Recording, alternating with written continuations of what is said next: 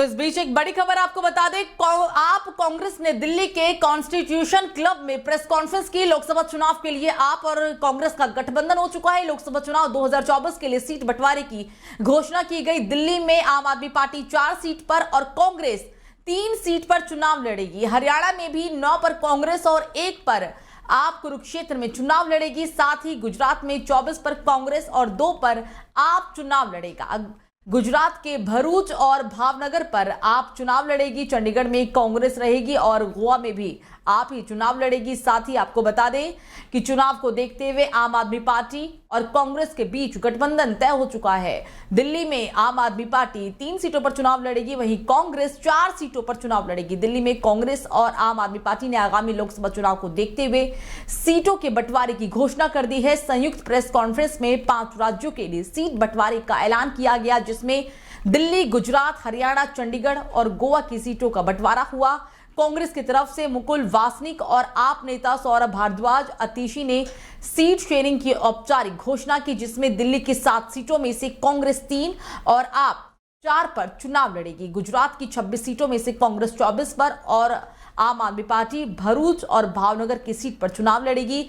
हरियाणा की बात कर ले तो हरियाणा में लोकसभा की कुल 10 सीटें हैं और 10 में से 9 पर कांग्रेस और 1 सीट पर आम आदमी पार्टी चुनावी मैदान में होगी। चंडीगढ़ में कांग्रेस अकेली सीट पर यहां चुनाव लड़ेगी। साथ ही गोवा में कांग्रेस दोनों सीटों पर चुनाव लड़ेगी। 5 राज्यों की सीटों का बंटवारा संयुक्त प्रेस कॉन्फ्रेंस में आम आदमी पार्टी और कांग्रेस की तरफ से किया गया।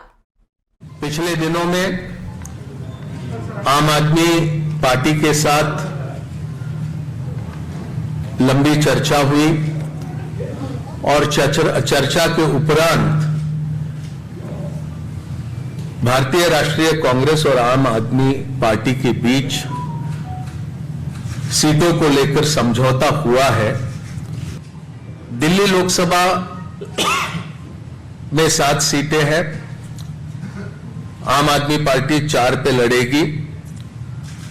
वो 4 सीटें नई दिल्ली, वेस्ट दिल्ली, साउथ दिल्ली और ईस्ट दिल्ली। कांग्रेस पार्टी 3 सीटों पर दिल्ली में चुनाव लड़ेगी, चांदनी चौक, नॉर्थ ईस्ट और नॉर्थ वेस्ट।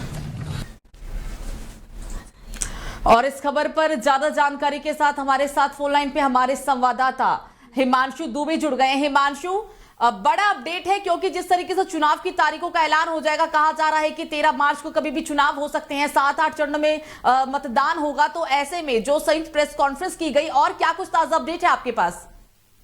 जी बिल्कुल, देखिए निश्चित तौर पर आपको बता दें कि जिस तरीके से लोकसभा चुनावों में बस अब महज कुछ ही दिन बाकी है और ऐसे में जिस तरीके से इंडिया गठबंधन की बात करें जो एनडीए के खिलाफ खड़ी हुई है, और आपको बताएं कि इंडिया गठबंधन की तरफ से आम आदमी पार्टी और कांग्रेस ने आज जो संयुक्त प्रेस कॉन्फ्रेंस करके 5 राज्यों का जो चुनाव है वहां पर उन्होंने डिक्लेयर कर दिया है, अपनी सीटों का ऐलान कर दिया है कि 5 राज्यों में किस तरीके से आम आदमी पार्टी और कांग्रेस चुनाव लड़ने वाली है। क्योंकि अगर बात करें पिछले दिनों आपस में कहीं ना कहीं सीट को लेकर बातचीत नहीं बन पा रही थी, सीट शेयरिंग को लेकर असमंजस की स्थिति दिखाई दे रही थी, लेकिन अब कहीं ना कहीं ये पूरी तरीके से क्लियर हो गया है। 5 सीटों का ऐलान, 5 राज्यों के जो सीट है उनका ऐलान कर दिया गया है। सबसे अहम अगर बात करें दिल्ली की, तो दिल्ली की 7 सीटों पर जो ऐलान किया गया है उसमें 3 पर कांग्रेस लड़ेगी, जिसमें नॉर्थ ईस्ट, चांदनी चौक और नॉर्थ वेस्ट पर कांग्रेस लड़ेगी। तो वहीं 4 जो सीट है आम आदमी पार्टी के लिए, उसमें नई दिल्ली, वेस्ट दिल्ली, साउथ दिल्ली और ईस्ट दिल्ली, जहां पर कहीं ना कहीं आम आदमी पार्टी लड़ते हुए दिखाई दे रही है। और आम आदमी पार्टी और कांग्रेस की तरफ से ये स्पष्ट कहा जा रहा है कि अब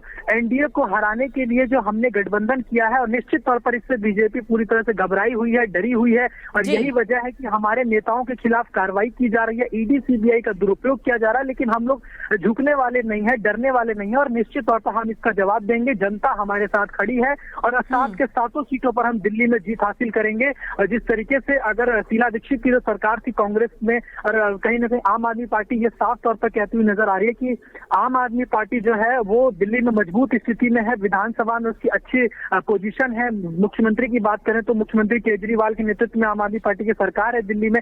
तो ऐसे में आम आदमी पार्टी का कांग्रेस से गठबंधन होना कहीं ना कहीं इंडिया गठबंधन को मजबूत बनाएगा और निश्चित तौर पर इसका फायदा लोकसभा चुनावों में कांग्रेस और आम आदमी पार्टी दोनों को मिल सकता है।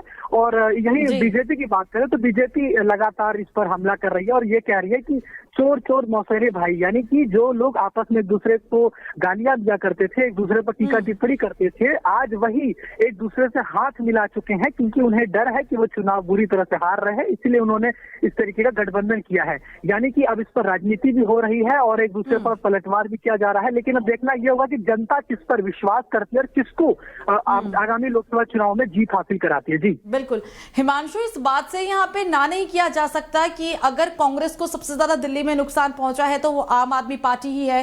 कांग्रेस के कुछ नेता ऐसे भी हैं जो इस गठबंधन से काफी नाराज है। सबसे पहला नाम सलमान खुर्शीद का ही आ रहा है क्योंकि जिस तरीके से बोला कि उन्होंने मैं झुकूंगा नहीं। तो इन चीजों को देखते हुए गठबंधन का ऐलान तो हो गया है, लेकिन क्या आने वाले समय में ये गठबंधन आगे टिकेगा? देखिए, आपको बता दें कि जिस तरीके से ये जो गठबंधन हुआ है, निश्चित तौर पर जो स्थानीय जो नेता हैं, कुछ लोगों में इसके लेकर नाराजगी जरूर है। जैसे फारुखाबाद की बात करें जो कि यूपी से आती है, उसमें सलमान खुर्शीद ने नाराजगी जरूर व्यक्त की है। लेकिन कांग्रेस की तरफ से ये कहा जा रहा है कि जो हमने सीट बंटवारा किया है, सीट फॉर्मूला जो तैयार किया है, वो कहीं ना कहीं पार्टी के आलाकमान नेतृत्व में, शीर्ष नेतृत्व में मिलकर आपसी सहमति से हुआ है। तो निश्चित तौर पर जो भी नाराजगी है पार्टी के अंदर, उसको हम लोग दूर कर लेंगे और मिलकर हम लोग चुनाव लड़ेंगे। और देखिए, गुजरात में 24 सीटों पर कांग्रेस, 2 पर आम आदमी पार्टी भरूच और भावनगर में लड़ रही है। वहीं हरियाणा की बात करें तो हरियाणा में 9 सीटों पर कांग्रेस लड़ रही है, तो वहीं आम आदमी पार्टी 1 सीट जो कि कुरुक्षेत्र में लड़ रही है।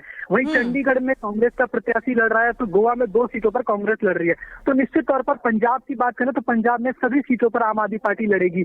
तो कहीं ना कहीं आम आदमी पार्टी की तरफ से भी ये कहा जा रहा है कि या फिर कांग्रेस की तरफ से ये कहा जा रहा है कि अगर पार्टी के अंदर कोई आपसी नाराजगी भी है तो हम उसको दूर कर लेंगे, लेकिन हम लोग मजबूती के साथ बीजेपी का मुकाबला करेंगे। और जो भी ये जो सरकार है, जो महंगाई की बात करें, बेरोजगारी की बात करें, तमाम वो मुद्दे वो बता रहे हैं कि जो इस सरकार से लोग परेशान हैं, हम उस मुद्दे को लेकर जनता के बीच में जाएंगे। और जो हमारे वोटर्स हैं, कहीं ना कहीं वो कांग्रेस और आम आदमी पार्टी के जब दोनों वोटर्स एक साथ मिल जाएंगे तो निश्चित तौर पर उनको ऐसा विश्वास है कि निश्चित ही हमारी दिल्ली में 7 सीटों पर जीत हासिल होगी, क्योंकि बीजेपी के सांसदों ने कोई काम नहीं किया है और ये तमाम तरह के आरोप जो है वो लगाए जा रहे हैं। और ये कहा जा रहा है कि मोदी का अगर कोई मुकाबला कर सकता है, बीजेपी का कोई मुकाबला कर सकता है, तो वो इंडिया गठबंधन और राहुल गांधी और केजरीवाल ही कर सकते हैं। जी बिल्कुल हिमांशु, इंडिया गठबंधन एक एक करके टूट रहा है क्योंकि देख भी रहे हैं जैसा कि कहीं ना कहीं जो कुछ दल है वो अलग हो रहे हैं और बीजेपी वाले कह रहे हैं कि इंडिया गठबंधन का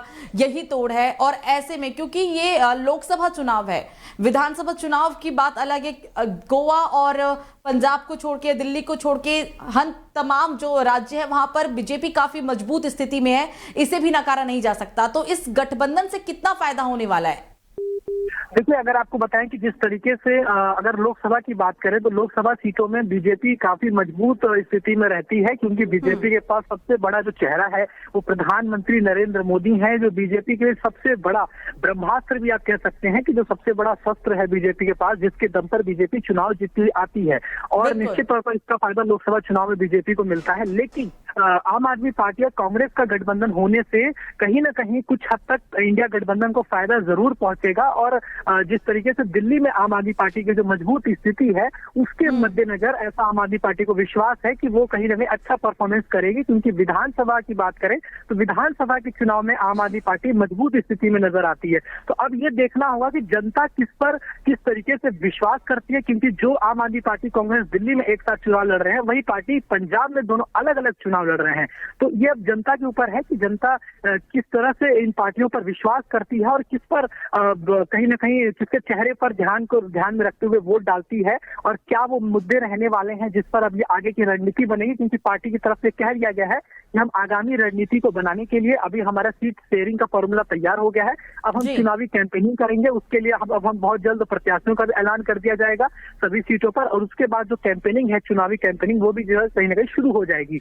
तो वहीं वहीं बीजेपी जो है वो भी पूरी तरह से कहीं ना कहीं चुनावी कैंपेनिंग को लेकर तैयार है। प्रधानमंत्री नरेंद्र मोदी की बात करें तो वो खुद मोर्चा संभाले हुए हैं। गृह मंत्री अमित शाह की बात करें, नड्डा की बात करें, उन्होंने खुद मोर्चा संभाला हुआ है। तो निश्चित तौर पर बीजेपी काफी स्ट्रांग नजर आ रही है अगर कंपेयर करें इंडिया गठबंधन से, क्योंकि उनकी जो सीटें हैं वो कहीं ना कहीं लोकसभा में 300 पार बीजेपी है, तो वहीं इस बार का नारा दिया जा रहा है कि 400 पार, यानी कि बीजेपी काफी ज्यादा आत्मविश्वास नजर आ रही है। तो देखना होगा कि कितना ज्यादा इस चुनाव में बीजेपी को फायदा पहुंचता है या फिर इंडिया गठबंधन कितना चुनौती जो है वो कहीं ना कहीं बीजेपी को दे पाती है। जी बिल्कुल हिमांशु, तमाम जानकारी साझा करने के लिए बहरहाल आपका शुक्रिया।